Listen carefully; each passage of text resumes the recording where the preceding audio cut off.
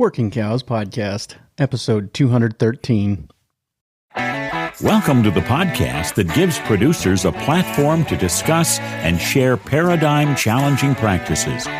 Practices that have increased the effectiveness of their operation and the joy that their families have received from this lifestyle.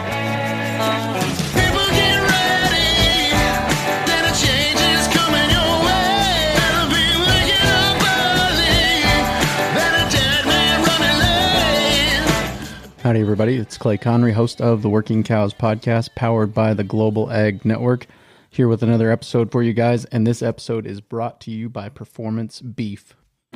How do you manage data for your cattle business? Pen and paper or complicated programs? There's an easier way. Hear how Performance Beef has helped Greg Williams simplify his cattle operation. Before I switched to Performance Beef, it was an absolute circus. It was a cobbled up, pen and paper, didn't know where I was setting, mess. I know on a day in, day out basis what my break even is, how many cattle I've lost, what my feed cost is. On a daily basis, I know I can print that report page and I know exactly where I'm setting that day. Cattle producers like Greg are saving time and boosting accuracy with Performance Beef. Are you ready to start? For someone that's on the fence thinking about switching, just pull the trigger. It is a flat-out game changer to know exactly where you're at. Reduce the guesswork. Search Performance Beef online to request a demo. So check out performancebeef.com for more information about how they can serve you and your operation. Very excited to be joined today by Aaron and Tara Helmick. They have been on quite a journey over the last few years, kind of taken the Y in the road, so to speak. I already used the episode title with Brett Wright of ripping off the Band-Aid. So we're gonna call this episode "Taking the Y," coming to that Y on the road and having the courage to take the road less traveled, I guess, if you want to borrow the poetic language. So we're going to talk to them about that process, what that looks like for them transitioning from dairy operation to a sheep operation there in West Virginia where they're at. But first of all, let's give a shout out here. Shout out to their children, Andrew, Elaine, Graham, and Emery. Very much appreciate them sharing their parents with me so that I could sit down with them and talk to them a little bit about the journey they've been on. But for now, let's get into this episode and talk to Aaron and Tara Helmick about their journey. Aaron, Tara, thanks for joining me today on the Working Cows Podcast. Thank you for having us. We, I don't know if we officially connected, but I was in the room. This was before I'd been through Ranching for Profit myself, but I was in the room one of the days during the Ranching for Profit school in Rapid City in probably 2018. I'm going to guess. Was that when you guys went? Was it in 2018? Or was it early 2019? Yeah, we think that's been a good argument, but we think it was early 19. I bet you're right. Because I don't think it was early 18 because that would have been right after I finished the High Plains Ranch practicum. So yeah, it was early of 2019. So I was there, and you guys were sharing some of your story with the school that you were part of, and with the Ranching for Profit school, the class, the people that were in there. And so you were at that point, I think, involved in dairy operation. Am I right? Yes, sir. My wife and I had got married, and so dairy was always our dream. We wanted our kids to grow up on a farm. In 2010, we rented a dairy, and we got married in 2009, but weren't living there. So we started the dairy and moved in together for the first time of our adult lives as husband and wife, and did all that in the first year. And it was a very strong whirlwind with children arriving from there till Ranching for Profit school. The dairy had been good to us, but in 2018, the mortar was starting to fall out of some bricks and didn't. Well, I think that's when God kind of got a hold of us and in our lives in regards to opening some doors and some challenges there that just kept coming up and weren't ignored. So could you talk to me a little bit about what you see as facilitating the mortar falling out of the bricks? As you said, as somebody who's been, you as a couple have been through Ranching for Profit and been part of EL, and you guys are kind of familiar with the language. Where was it an issue of overheads? Were eating you guys alive, and some of that issues, or what was facilitating that, the kind of beginning to unravel that was going on in your business? I think we started, the best way to say is we started with a low input, low cost, low end startup dairy. So grass based. We didn't have a bunch of equipment and tractors, that kind of thing. And it was an easy fit for organic. So organic came to that about 5 years in, and the money associated with that boom was like, wow. That was a huge turnaround for the dairy. And then we hit, I don't remember what year it was, but right in that transition period, we knew we were going to start shopping for a farm because we had a 10-year lease, and we were evaluating whether or not to continue the dairy with that. And we decided to go full bore on that and continue the dairy and get bigger. And then the dairy market started to change, not just the dairy market, but the organic market. Promises that were made weren't able to be kept. The company we were with they were outstanding, and I have nothing negative to say about them, but the business circumstances of the whole climate changed, and that led to an erosion of our equity in that business. And we started then questioning, why are we going bigger and more if we're, this is not really working. We just keep riding this up and down cycle of dairy. How are we ever going to build any wealth?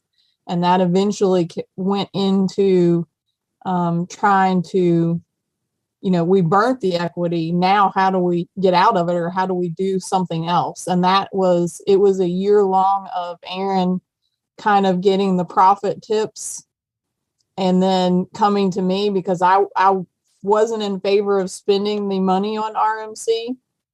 And I also was not in favor of both of us going. It just looked impossible with what we had to do to be gone. And every issue he came up with, the next profit tip was like, here's why you need to go as a couple, and here's why you can't afford to leave. And I mean, it was every single thing that we said. The next week, the profit tips was about that. And so after a year of that, we committed to RMC, and that began the transition out of dairy and sort of looking for a graceful exit into the next thing, which became sheep. So it's funny how God works, right?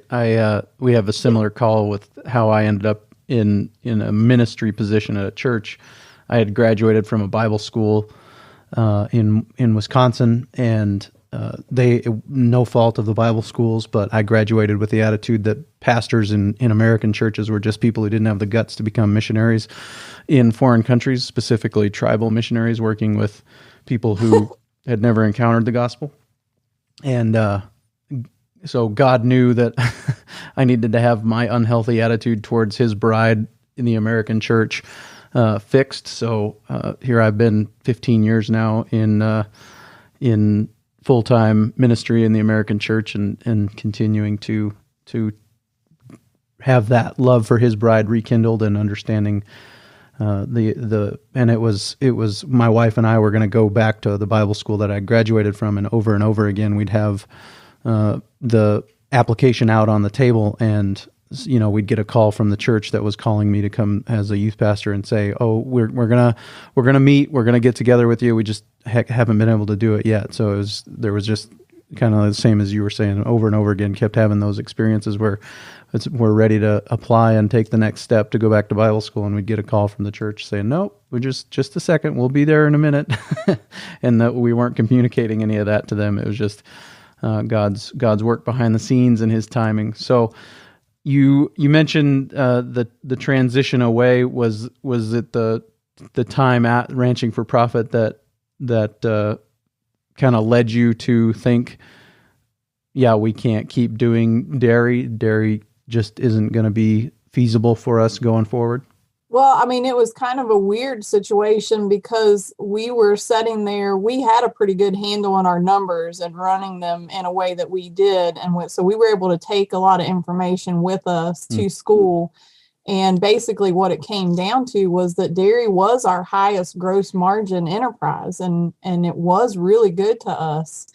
So it wasn't that financially we couldn't do it, but we were trying to assess, that lease situation, having small kids, Aaron's burnout with, the labor situation. It was a lot of things all together that led to that. And like you said, a little instance here and there, we prayed for help for Aaron, and this guy calls out of the blue from the UK who wants to come and just kind of take over and we be mentors to him. And we rode that to 2 days till he was supposed to move into a house that we rented for him. And he calls and says he's not coming. And, that was probably a big tipping point when we pumped the brakes and we were like, all right, so that was a real wake up call. God was saying, if you want to do this, you can, but, I think there's a better way. And we had to yield to that. Tara talks about that day. That was a really hard day for me because we were just there was a perfect storm brewing and all this that we didn't see.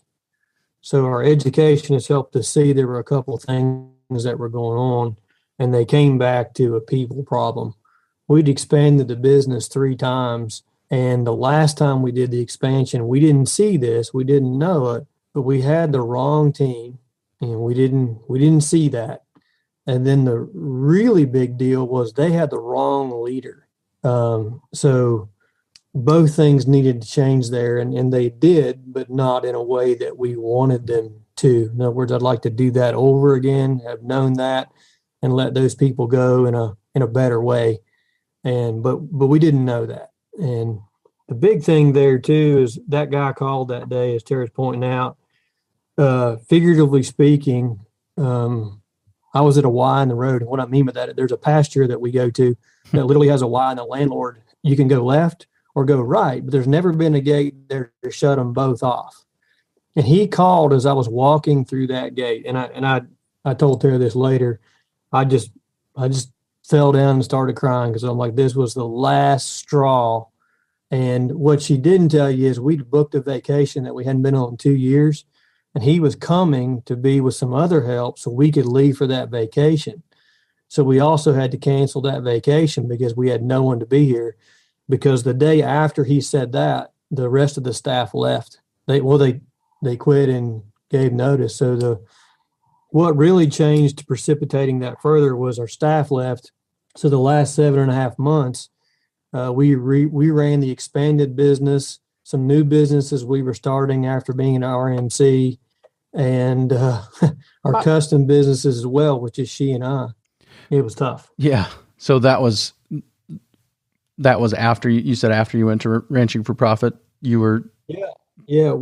We were wrestling because, like she said, it was the highest gross margin enterprise. And then if there was another guy coming on board who wanted to manage that, heck, man, let him run that. We'll work on starting this new business. And our board had kind of advised us to do the same thing, because with the dairy economy, drawing that business to a close would have been another huge hit on equity, which had already been burned in 2018 and 2019. Talk to me about the process of winding down the dairy. What were some of the decisions that went into that, and how was that handled? Well, there was a little bit going on in the background there. When we went to Ranching for Profit, we had bought 50 sheep to kind of start the sheep. And while we were at Ranching for Profit, they all lambed. And it went swimmingly. I mean, there was a bunch of lambs when we got home, and we didn't have to do anything. So I'm going to let Tara speak to you about how I think. So I'm like, hey, that went so well, let's get some more. And we did. This is how Aaron always tries things, and I'm using air quotes there. So he talks me into 50 sheep, and of course we, kind of semi-jugged them, did them right here by the house, and like you said, they basically did all of it while we were gone.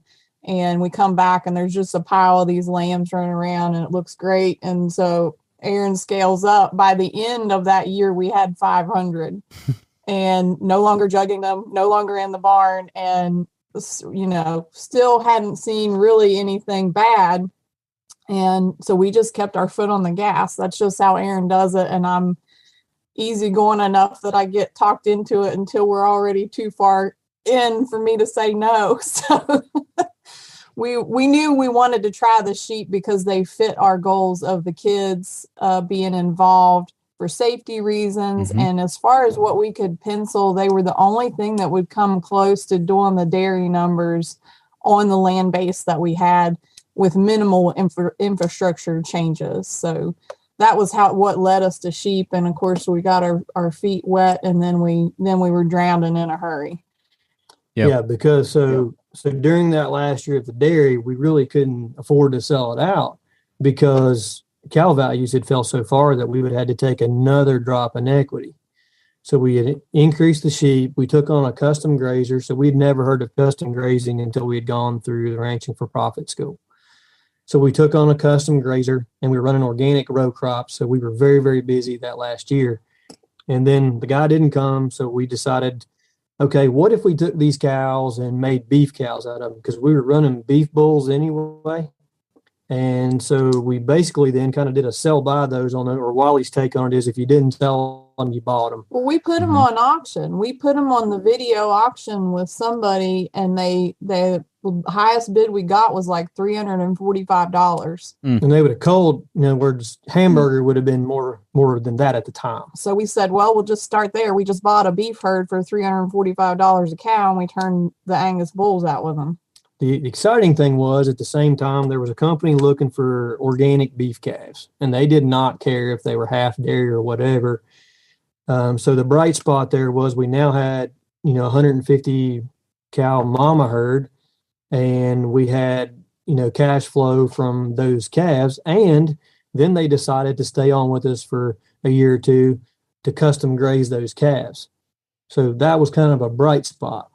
That was God putting a little bump in there to smooth out. It's funny when you look at those things, the dollar amount of here's the whole and here's the piece that fits that we weren't thinking of, and they just line up exactly. I mean, he put that there to keep us going so we could get to the next step. And we just tried to keep, hopefully, we don't know yet, but hopefully taking the correct path. So the other thing is, I think it's important to mention, I think he does answer prayer in different ways, and that's not always a yes. Right. But what I have found is if you don't have a plan, he's not going to do that part for you. That's just laziness and negligence on our part as human beings. So we have spent a lot of time thinking, phone calls, vetting things out in regards to options. It's funny how they work out because they're not the ones we would have seen right away. Where are we at in the timeline when the dairy cattle are gone? How far? They're not gone yet. So because we couldn't sell them. Gotcha. So we're running now we're into 2020. And well, we calved them and didn't milk them. So effectively they weren't gone. They weren't dairy cows anymore, but they weren't milked either. Right. Yeah, and there was two. And so they're the same ones that came back at $345, right? Yep. Okay. They actually never left. It was a video auction. Right. Yeah, Right. Never left the property. Yeah, but what was interesting there was, so we just milked the one group that had already calved out. We milked them through January. We dried them off, and we sold them. And then, so another wild God story was we couldn't get these cows sold, and we had an EL member call us up, a friend of ours, board member, said, "I bet you could sell these cows out here." I was like, "What?" And he goes, "Yeah." And he goes, "Let me put an ad on Facebook." So he puts an ad on Facebook. 24 hours later, nothing. He goes, "Well, we don't have enough information. I think we need to re-advertise this." So he says, "I need due dates, ages, what they're bred to." So in a 24-hour period, he had oversold the amount of cows we had to ship at a premium price compared to what they were selling for here. And as far as we know, we had happy customers. And what's cool about that is the tractor trailer load of cows that shipped out there sold to individual people. This was not a load of cows to one person. So by the time you figured the trucking, the vets, the people that bought the cows, and the people that handled the money, there were almost 60 people involved in the cow trade deal that went together in 2 weeks and left those out. That was a cool thing. Yep. And- We were in line. We were in line. We were too late to the party, but we were in line, and that was I was going to buy two and sell one of them for what I bought the two for, basically is what my plan was, because they were nurse cows. These guys up here will take a nurse cow and raise a bum calf on it. It's better than mixing bottles all the time. Yes, So sir. Yeah. that was that was my plan. Well, it was crazy, and it was weird that there was 12 cows that didn't ship because they had just calved or didn't calve, and so this is when COVID was right close to starting. Sure. And we had a guy call from I can't remember if it was Guatemala or Honduras number, one or the other. I wouldn't answer the phone. And this is a scam. Well, he was on a missions trip and got stuck there, and heard that we had these cows for sale and one of these 12 fresh cows to take to their dairy in Pennsylvania. So another thing, a wow God thing, there those cows left as they were with a phone call from someone stuck in Guatemala, and how he heard about them. I don't know that we still know. Yeah, I don't know. So that was the end of the cows then. So. Gotcha. Yep. So what are some of the reasons that sheep were the right direction to go? You mentioned the kids and the safety, and we have the same experience with sheep. That's a lot easier for them to be involved around lambs. They're just easier to handle given their size and all those things. What were some of the other reasons that sheep were the right direction for you guys to head? They were similar in gross margin on paper to what we had seen on the dairy once you subtracted the reduction in overheads and extra labor. Number two was the kids. We had to have an enterprise that the kids could work around, because it's important that they're involved in what we do. It's in our vision and mission that we're a family business, and we kind of mean that from all different directions. So that was huge. Thirdly, I don't know that these are in any order, but one thing I do remember is I get these little fits every now and again where I want to learn something or do something different. And that was a big part of it. And the other thing was we were trying to utilize a farm that it's not big enough to utilize for replacement heifers or stockers. And I was looking for something my wife could take care of on that farm, because it's at our house. And we figured the numbers that we needed to max that out, and her labor unit was exactly what we needed for sheep. And I say that's what I thought. She didn't think the same thing.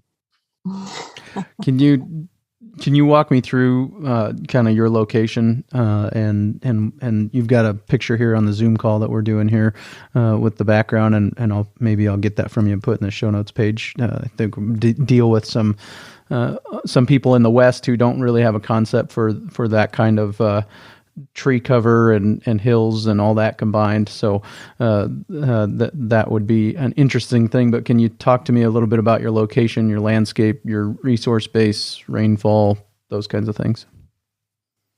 Okay, so we are fairly rural.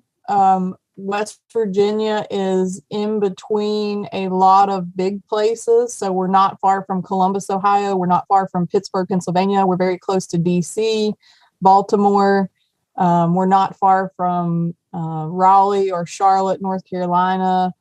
We're kind of a 4 to 5 hour drive to a lot of big places, but we're very rural, low income state.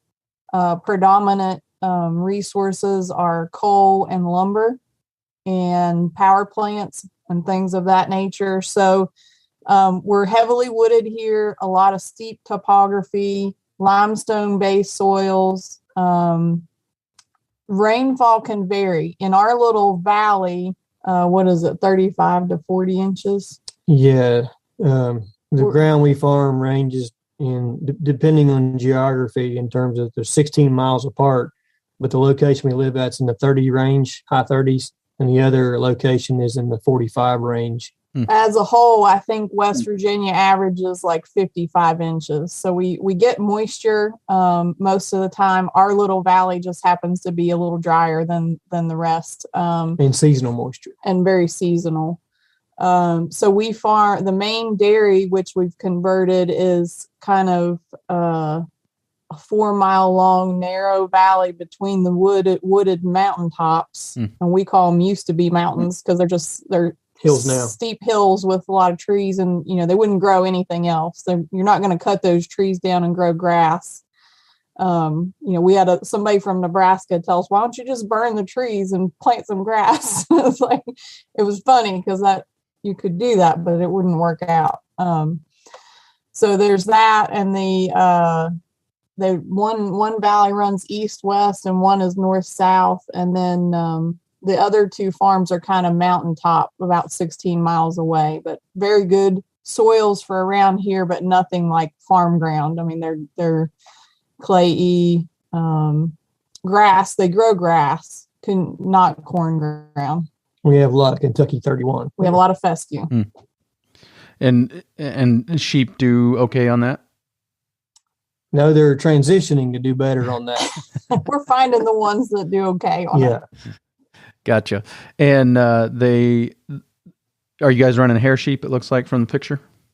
Predominantly. Yes. We have a small group of wool sheep Texel breed that the idea was to raise some of our own rams for a terminal sire group. Terminal sire cross that adds weight and carcass to the hair sheep.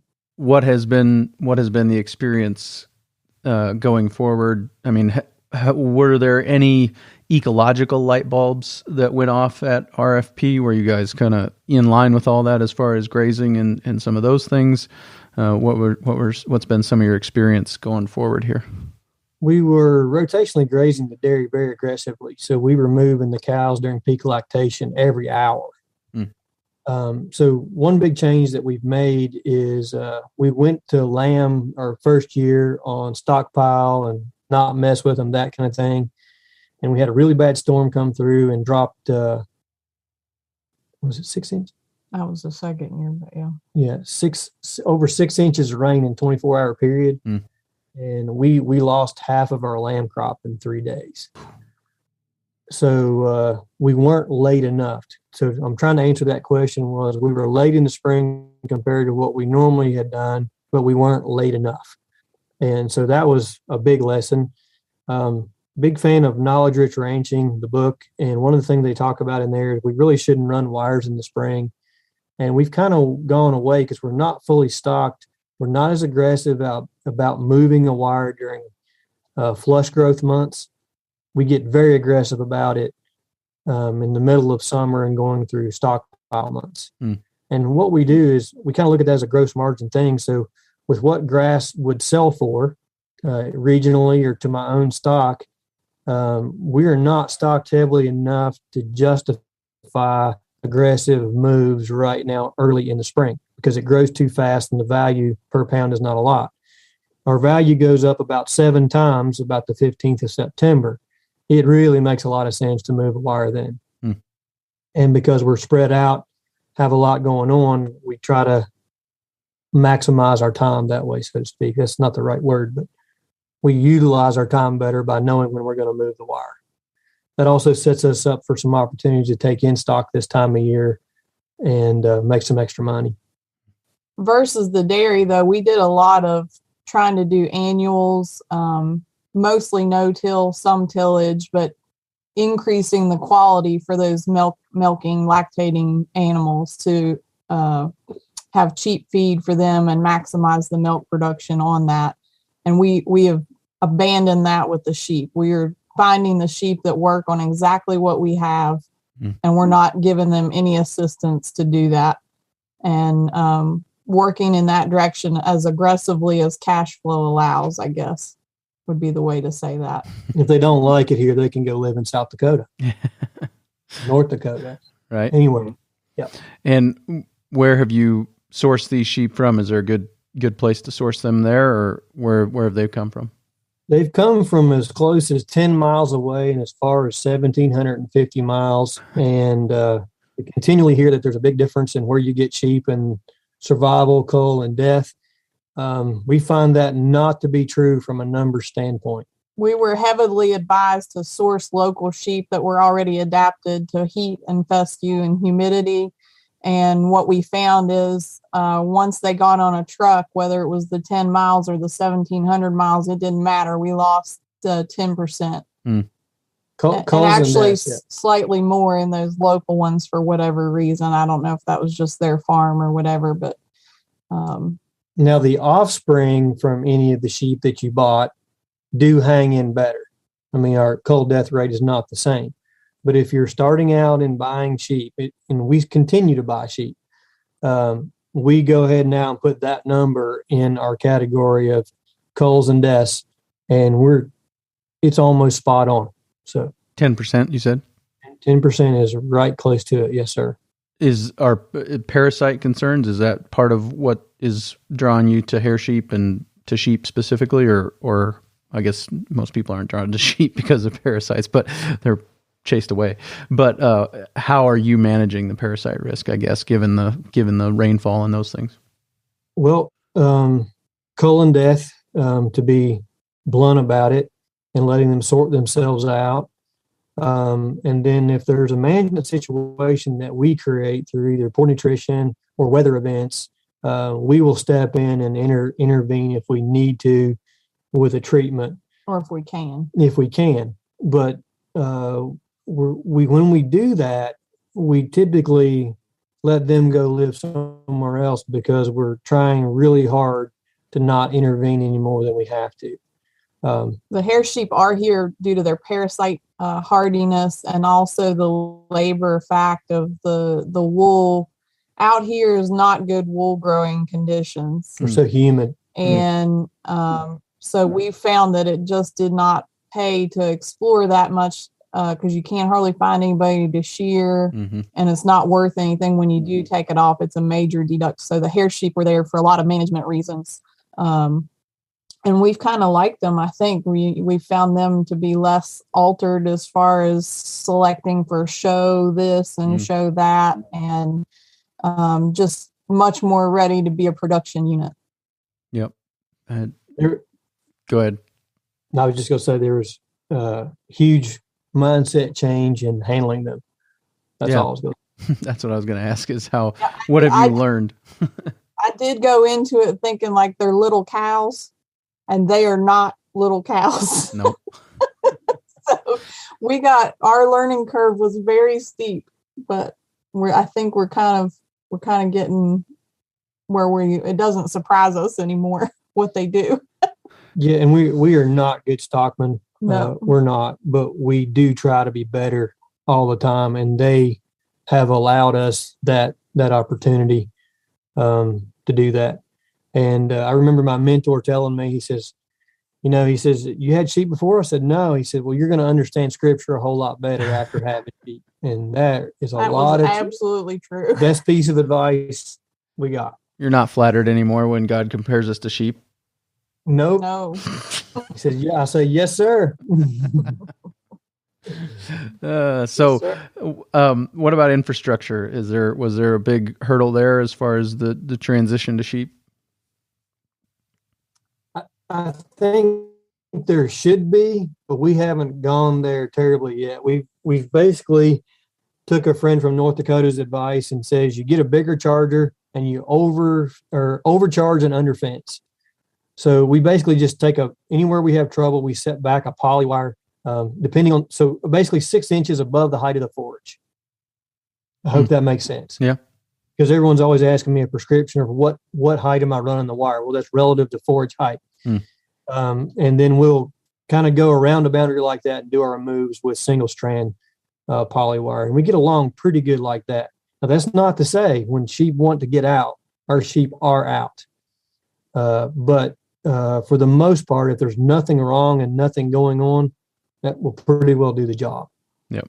Yeah. Well, I think that's, Steve Kenyon said on episode 36, I think, that, if he has an animal that just goes too far down the parasite load and is evidencing being sick, he'll treat it and then they'll go live somewhere else.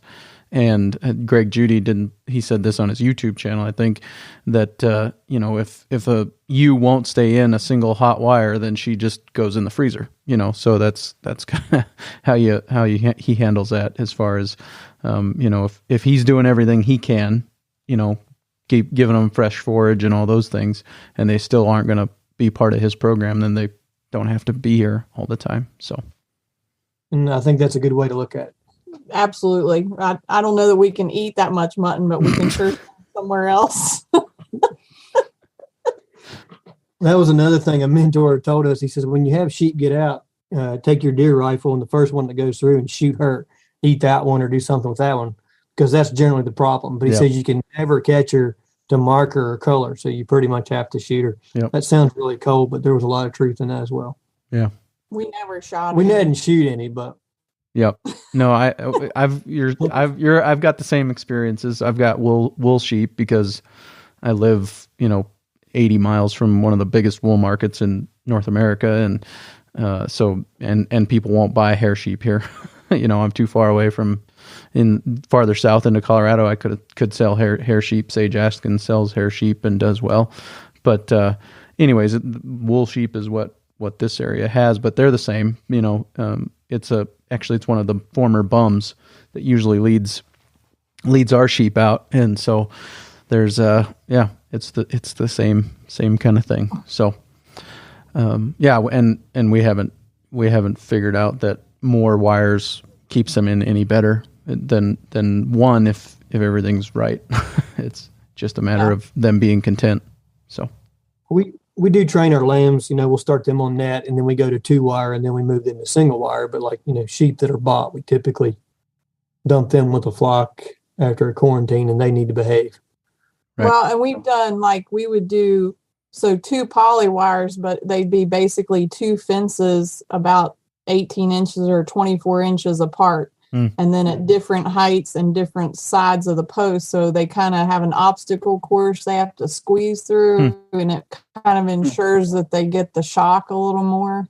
We did have good luck starting with that and then moving to 1 wire. You got to get them on the nose pretty much, don't you? I mean, I think that's pretty much all critters with hot wire. You've got to get them on the nose for them to really feel it. Yep. So what else have we not covered here as far as you guys and your journey from dairy to sheep? Well, we're not that interesting, Clay, so I don't really know. Another big thing that happened, we think, was we had an interaction with Alan Williams and called him up, and we went to Soil Health Academy. And so I'll tell people that if you have not been to that, I think Burke referred to it as a power pack deal. And we took our 9-year-old at the time, and I did, yeah. And that was one of the coolest things we have done in that regard, and it really changed the way we see some things now. Well, it was interesting because we kind of felt like we had, being from a grass-based dairy and a pasture-based system, we felt like we had a pretty good handle on those principles and why you do that and different things of that nature. And we continually learn that we just don't even know how much we don't know. And it's so good to keep finding things to challenge and push that, because that did help explain some things that we kind of noticed, but we didn't understand why, or, why it's important and things like that. The sheep are much easier on the pastures, I think, with the small hooves. And we've noticed the grass change with controlling their grazing and whatnot, even from what the cows did. So it's been very enlightening going that way. It's opened our mind more to multi-species and the way we run them. Yeah. So we have a blend of cattle, sheep, and goats, and not that many goats, but we do those and run them in different places and have tracked various gains and have pictures to kind of track, how much a species can change a landscape is really just dramatic. And that's not the way we thought about it before. We thought we'd had to mow it or spray it or do something to it from a management standpoint. And that's just not the way it is. We've had a much bigger impact with those different grazings than I think we thought was possible. And I think we've also realized by doing that we could do a lot better job and magnify that impact even more. So I think that one of the things that has occurred to me a few different times during this conversation is that we're not giving a prescription. And here are a couple of ways that I see that playing out. First of all, you mentioned that the sheep are not as hard on the pastures because of their hooves. Well, in my neck of the woods, I would say sheep are harder on pastures because of their ability to graze closer to the ground.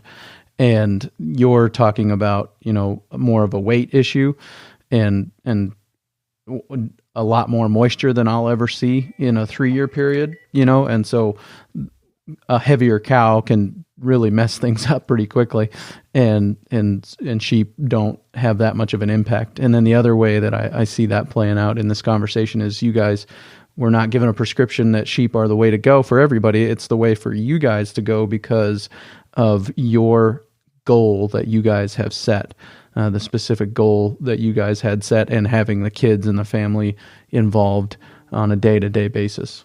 Well, and this is our sole income too. I don't work off the farm. Aaron doesn't work off the farm. This pays every single bill, from health insurance to groceries. I mean, this is it. So it is run by the numbers, and we feel that was our goal. If we had to have a job to support the lifestyle, we weren't going to do it. And that was a big deal with finding a replacement for the dairy. And another thing on top of all that was, I think maybe something that we passed over quickly, was the burnout that the dairy was causing. It wasn't that the dairy was unprofitable. In fact, it was one of the higher gross margin enterprises you guys could find, but the burnout was the real issue. It took a long while for him to even call it that. But yes, it was burnout, and he needed a rest. And we didn't want to set that example for the kids that, dad works these just endless hours and comes home and he's not fun to be around. And this is life. This is how it's going to be. So,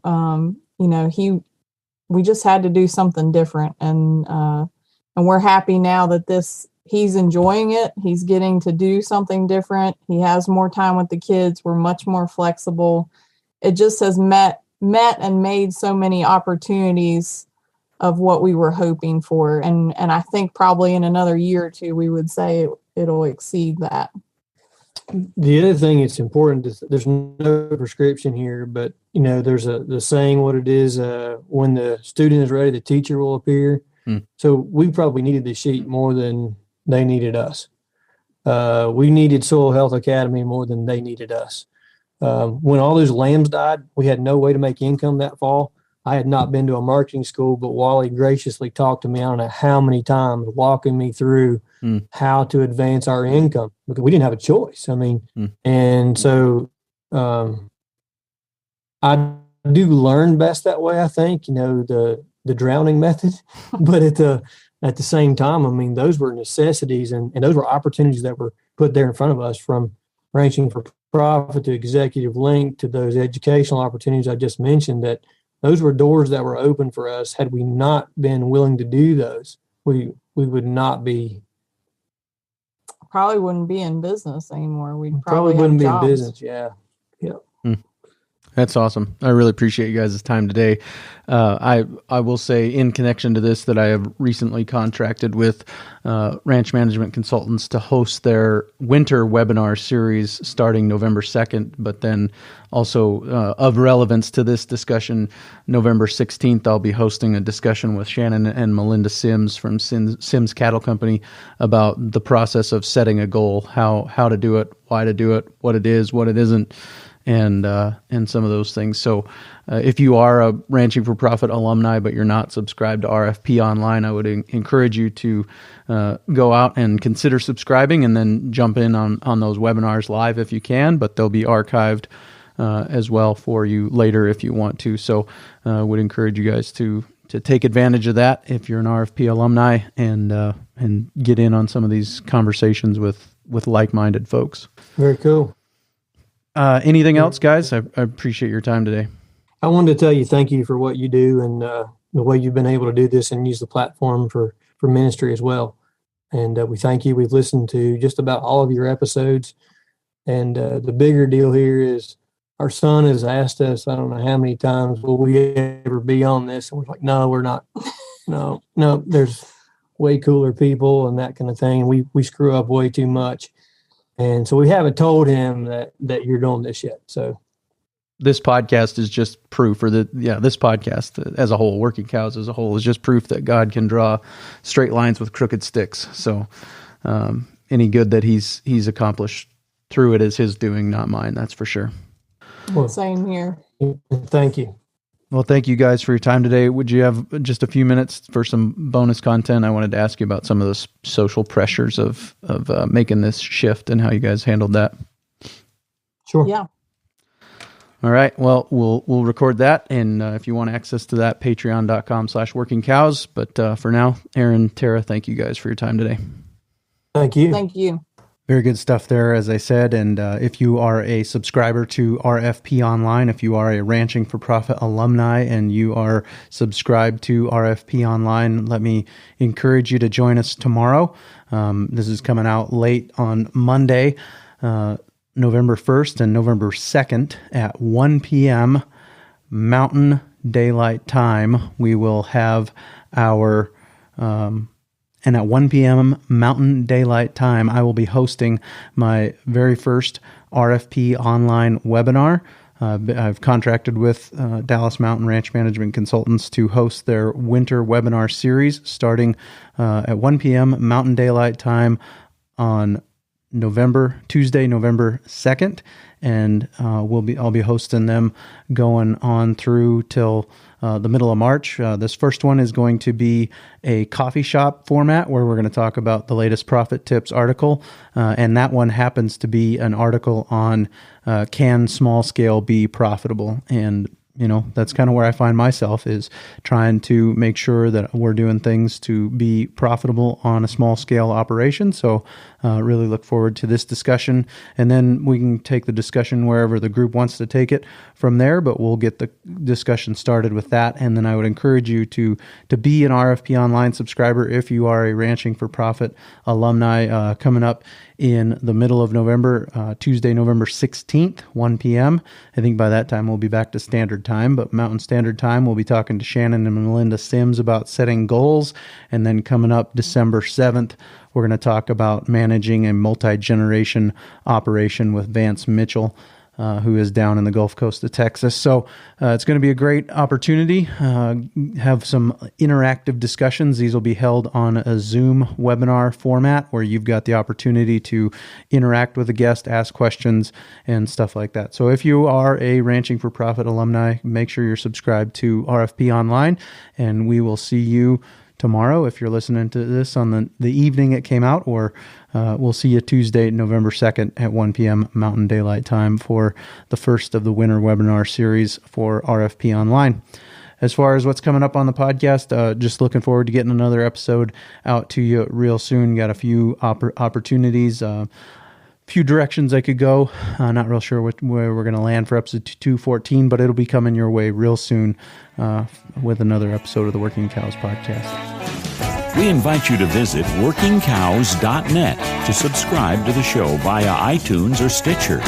You'll also find detailed show notes pages, resources from our guests, and the industry leaders who have influenced them. For more ideas on putting your cows to work for you in a more profitable way, tune in next week.